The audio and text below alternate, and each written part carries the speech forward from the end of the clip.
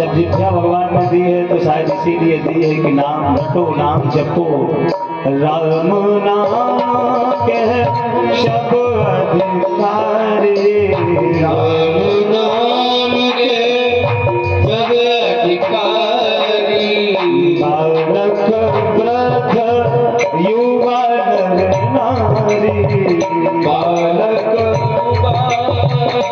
नर नारी, बालक वृद्ध युवा नर नारी, बालक युवा नर नारी, हरि जप युत कतहु न डोल, हरि जप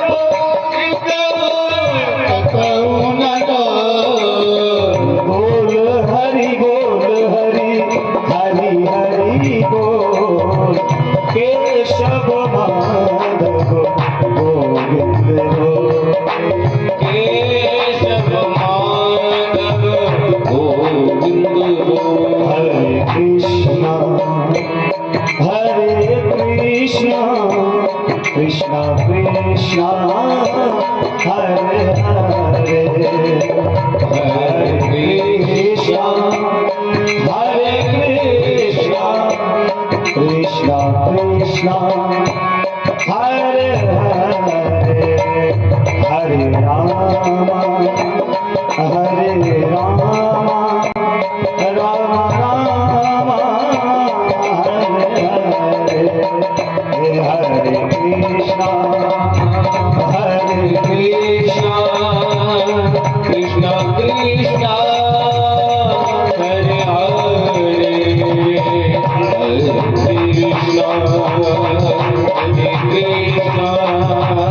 कृष्णा कृष्णा हरे हरे, कृष्णा हरे कृष्णा,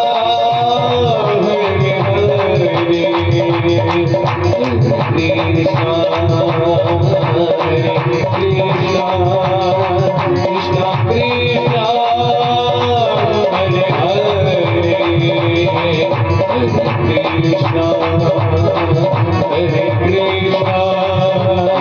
कृष्णा हरे कृष्णा, कृष्णा कृष्णा हरे हरे,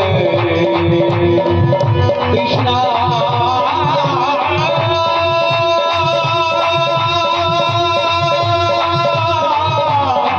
कृष्णा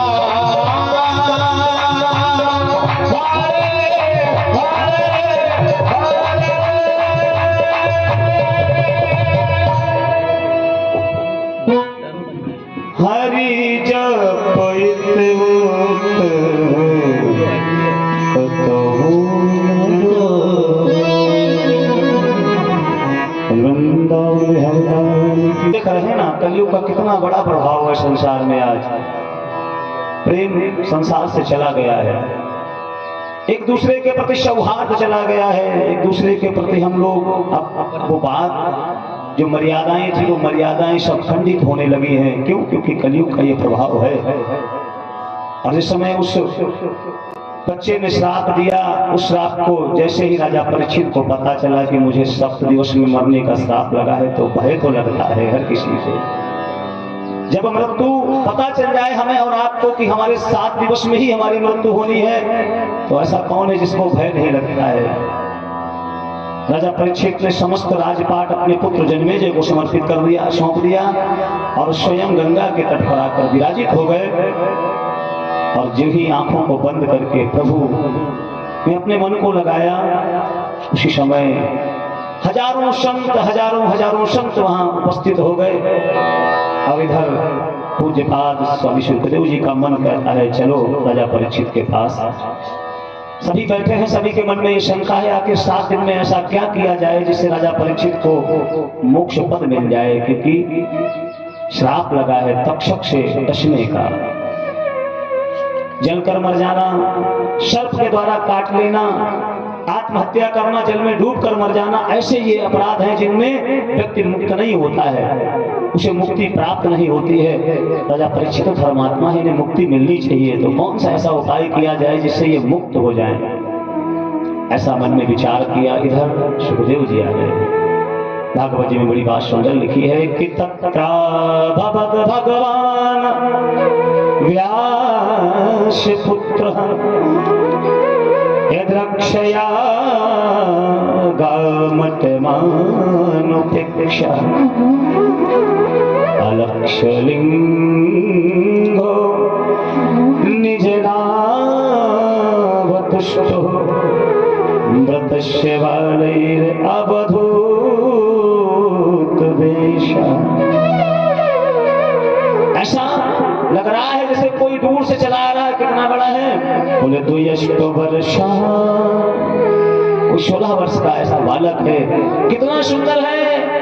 तत्रा भवद भगवान एव व्यास पुत्र, ऐसा लग रहा है जैसे साक्षात भगवान ही वेद व्यास के पुत्र सुखदेव बनकर आ रहे हैं। क्योंकि परीक्षित से इनका बड़ा सुंदर नाता है। परीक्षित भगवत भक्त हैं। जिस समय मां के गर्भ में थे तो उत्तरा के गर्भ को लक्ष्य करके जिस समय उस अश्वत्थामा ने अस्त्र चलाया, और वो अस्त्र क्या था? वो ब्रह्मास्त्र था। और अस्त्र की काट अस्त्र से होती है, तो भगवान स्वयं अस्त्र लेकर गर्भ में चले गए भक्त की रक्षा करने के लिए। और आज मंत्र के द्वारा श्राप लगा है, तो मंत्र के अधिष्ठाता होते हैं ब्राह्मण और संत।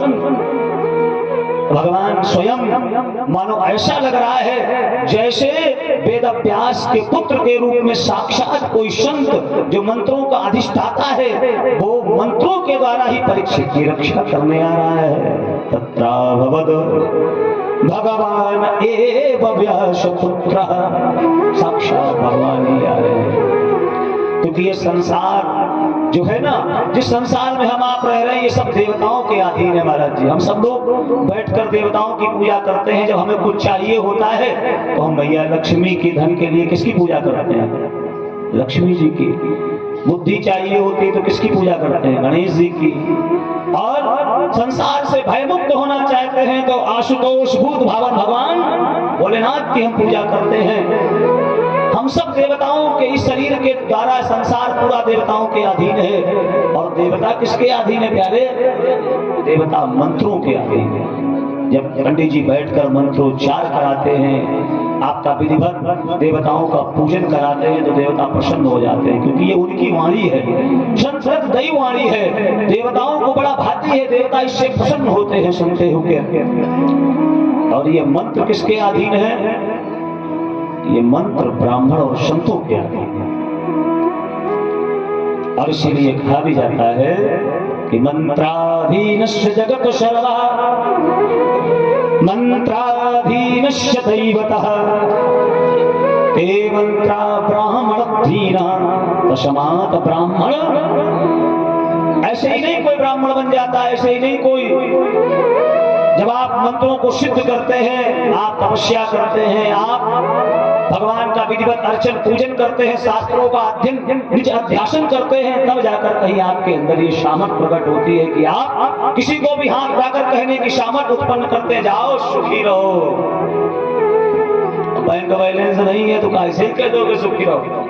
खाता माइनस में चला जाएगा महाराज जी। अगर बिना बैंक में आपके पैसा नहीं और आप जाकर जब बैंक से पैसा लेंगे तो क्या होगा? आप पर कर्जा चढ़ेगा, लोन हो जाएगा। जब तक आपने जमा नहीं किया है निकालोगे कैसे प्यारे? ब्राह्मण संध्या करता है, ब्राह्मण त्रिकाल संध्या करता है, भगवत पूजा करता है, अर्चन करता है, वंदन करता है। भगवान को बैठकर जिस समय वो अखंड समाधि में बैठकर भगवान का ध्यान करता है, तो उससे क्या मिलता है? उसको उसे सिद्धियां प्राप्त होती हैं, उसे मंत्रों की ताकत प्राप्त होती है। फिर वो कहता है जाओ परीक्षित जी सुखी रहो, आप सुखी हो जाते हैं। आ रहे हैं साक्षात जिसमें आए हैं भगवान श्री सुखदेव जी महाराज। सबने खड़े होकर उनका बड़ा सुंदर अभिवादन किया, ले जाकर उन्हें मंच पर बैठाया।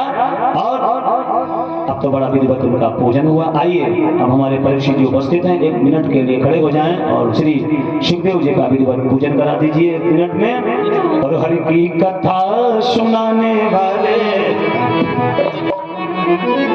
क्योंकि अब जो कथा आप श्रवण करेंगे यहाँ से वो सुखदेव जी सुनाएंगे आपको। अभी तक सूर्य जी के द्वारा आप कथा श्रवण कर रहे हैं। हरि की कथा सुनाने वाले, जल छोड़ा इन पे यहाँ। हरि की गाथा गाने वाले, तुमको लाखों प्रणाम, तुमको लाखों प्रणाम, तुमको लाखों प्रणाम। हरि की कथा सुनाने वाले, हरि की गाथा गाने वाले, तुमको ना